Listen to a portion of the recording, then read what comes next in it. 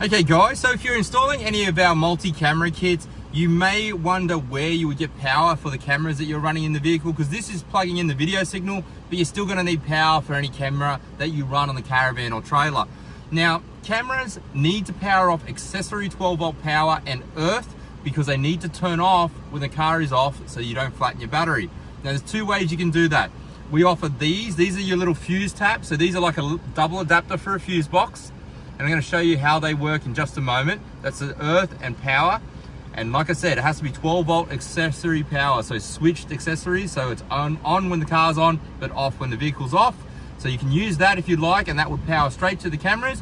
Or if you want another option, and you do have a multi-camera kit, you can connect into the main power plug here. And I'm just going to show you where that would be. So on the back of these, if you go turn the module over when it's plugged in, the first red wire and the first black wire, those two there, they're power and earth, accessory 12-volt and earth. You can use those to power your camera, okay? Cameras only use a small amount of current, so this will handle a couple of cameras on them, long as they're low-powered cameras, which most cameras are these days.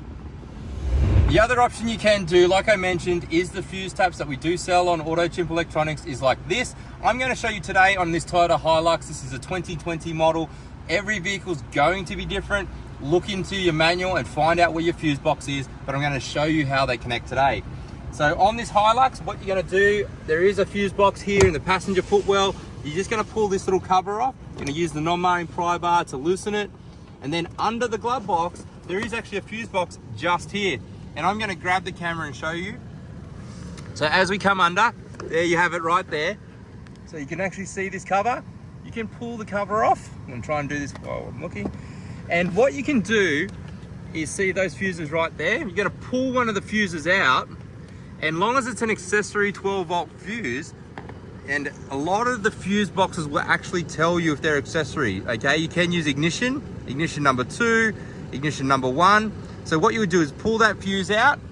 Once you pull the original fuse out, you would put the original fuse into this location and then slot this back into the original fuse box, okay?